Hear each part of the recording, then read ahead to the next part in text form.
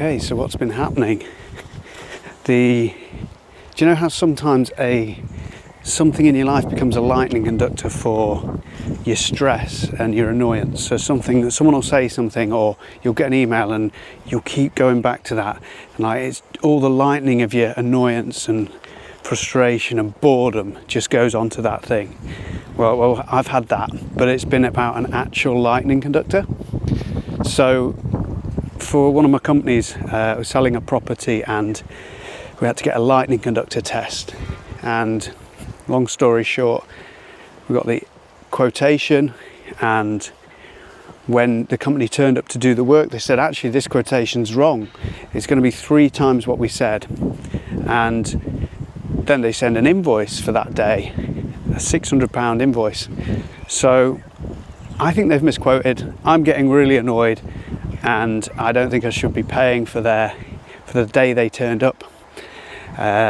So it's been an actual lightning conductor has been the source of my rumination and frustration. Has all gone into that. I keep thinking about replying to this guy, even though I've already replied, and it was just taking up my time. It was going into my day, into my evening. I was checking my emails and just overthinking about it.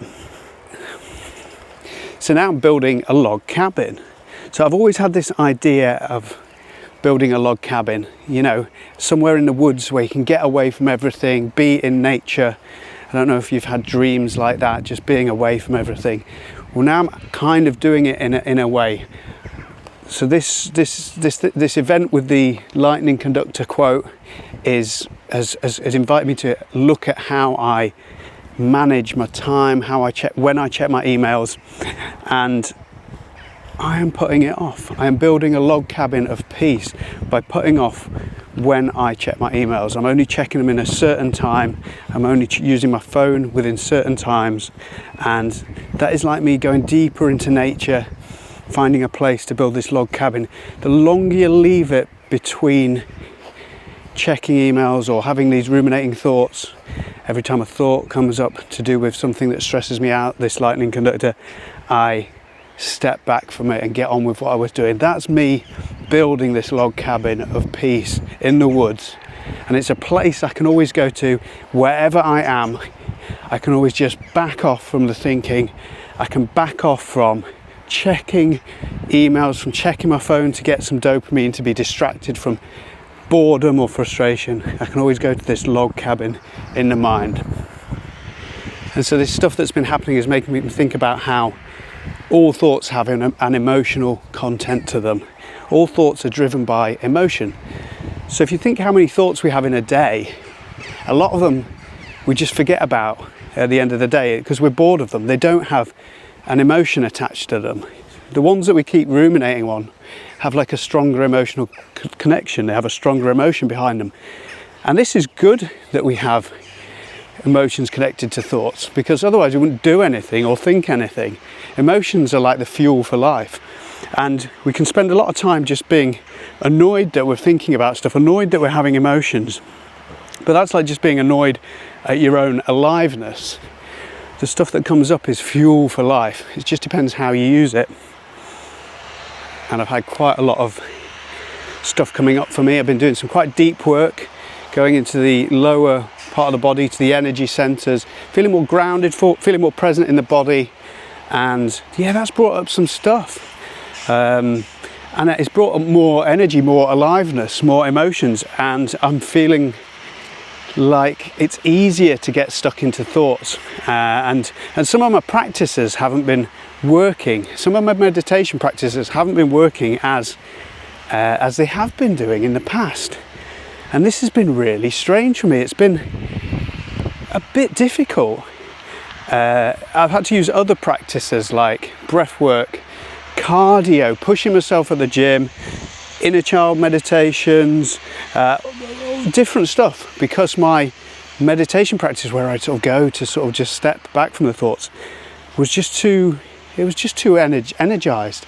I was needing to move too much. There'd just be so much emotion there.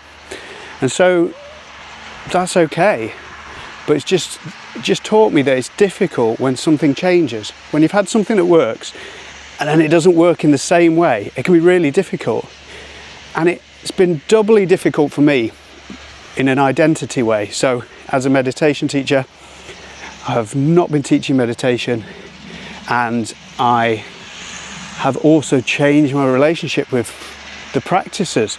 So this is doubly difficult when something changes your identity. A meditation teacher that is changing his practices and doesn't have the same way of talking about them, doesn't have the same use for them. They're not the catch-all for everything. But this leaves me more skilled with dealing with people in the future. But I just wanted to tell you that when anything changes your identity, like your job or what you think you're good at, or anything like that, it's really difficult. It really brings up questions about, have I made the wrong life choices? What am I doing? It can really make the ground move beneath your feet, but when you've moved through it, you'll get a deeper understanding. So now I have a renewed empathy for people that are starting meditation. I'm reconnecting with that feeling I had when I first started, where if you got anxiety or you try meditating and it's just awful, it's just really hard at times. You're just hearing about these people that are finding these Zen experiences, and you just do it and you can't sit still for 30 seconds without being just plagued by thoughts. It's reconnected me with that, and that's how I experienced meditation when I first did it. And so yeah, I now have a bigger empathy for people that are starting out. So I have grown from this. And I would say, if you are experiencing similar, get a mentor or reach out to someone that's been through a similar experience, and they will have some sage advice for you on how to navigate that. So something else that's been coming up for me is that I have been involved in 4 YouTube channels, and one of them has grown really rapidly. It's gone from about 5 subscribers to 1,200 subscribers in a week, and I am learning so much by working on these channels and trying different things. You might notice on this video I've added a contents page at the start, and then the little chapters, so within the first 30 seconds you'll get some information of what's coming up, so you know what to look out for. And the other thing we've been experimenting with is creating shorts from the longer videos and using that as a feedback loop. So you create the longer video, then you create the shorts, and you find the main points that you made, the most interesting points, the best sentences, and you put them into shorts. But by doing that process, you are feeding back to yourself what the most interesting part of the video is. And so you can use that process to then improve the next video and to work on it that way and create a feedback loop, and to do that as soon as possible. So rather than waiting a week before reviewing, create the shorts straight after you've made the video, and then you'll have it fresh in your mind, and then ideally create the next video within a few days or a week. So another thing I'm exploring is adding a summary at the end. So to summarize this video, what is your lightning conductor? Or have you had a lightning conductor in the past that has taken all your boredom and frustration and tiredness, and that became the problem that you ruminate about, but you're actually kind of just bored? And for me with ADHD, I just want to find something to be bothered about, to put all that energy into. And the second point was about the log cabin. So what is a dream that you have, and it's a bit of a fantasy escape from things? So go and make your dream, go and build a log cabin. But what can you build now? What can you build that can help you get away from the stuff that stresses you? You can build this structure in your mind, you can build these boundaries in your life that allow you to get that place, whatever that looks like. Can you bring that into your everyday life with practices? And then there was a point about events and people that challenge your identity.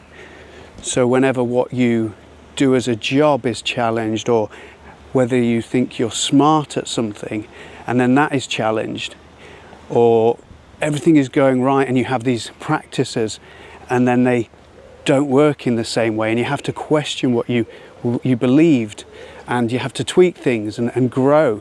That can be very challenging. Anything to do with identity, is who you are, what you do. We can have this grasp of that. We can have this firmness that we hold on to. We make our identity solid, when actually everything in nature and in the world and in us is just replacing, it's just popping up, it's just happening. Even the body's replacing itself every 7 years. Nature never stands still. No identity stands still. We grow old, we decay.